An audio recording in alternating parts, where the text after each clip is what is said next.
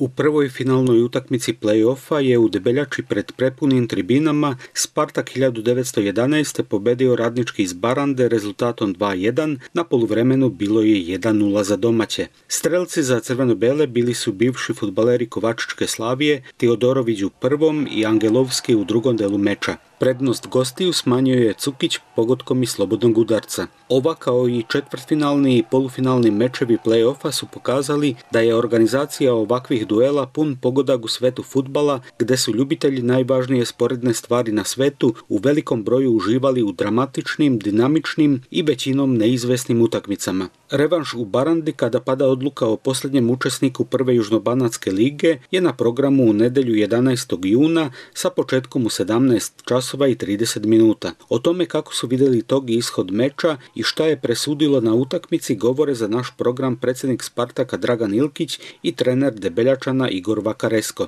Prava utakmica, znači derbi, Baranda odlična ekipa, Spartak odličan, na 2:0 imali smo jedno 200% šanse, dali su nam gol 2:1, svaka pobjeda, realno uspehe. Idemo u Barandu da pobedimo i tamo i da se plasiramo u A-ligu. Pa prvo mislim da smo odigrali dobru utakmicu, kvalitetu pravu takmičarsku.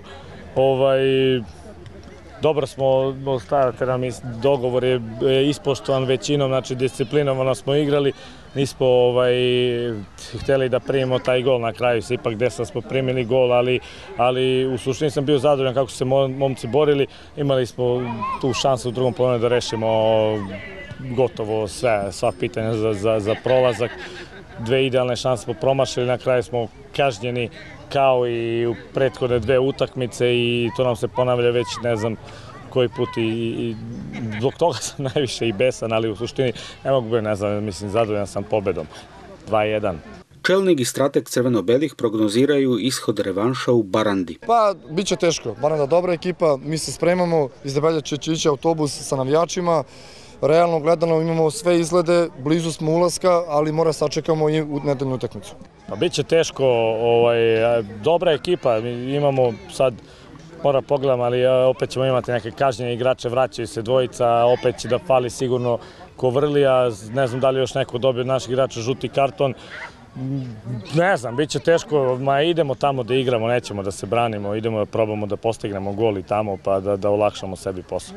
Pred kraj utakmice se povredio Kanas, Ilkić i Vakaresko se nadaju da će Atila biti spreman da nastupi u nedjelju. U timu neće biti kažnjenog Kovrlije, vraćaju se u tim Smederevac i Mitić, koji su na prvoj finalnoj utakmici pauzirali zbog žutih kartona. Predsjednik i trener Spartaka najavljuju puno navijača iz Debeljače i u Barandi.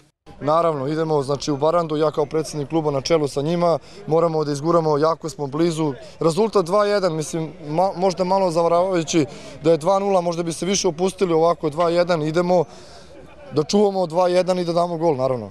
Pa to je, ja mislim da oni putuju na svaku utakmicu, tako da verovatno će doći i tamo da nas podrže. Dolaze obično na sve ove utakmice, dolaze autobusom, tako da mislim da će i sad doći. A nema razloga da ne dođe, mislim, pobedili smo, imamo zašto da se borimo, nadam se da ćemo da uspemo da uđemo u taj viši rang. I mi i Baranda, mislim, naravno, i oni su jako dobra ekipa isto.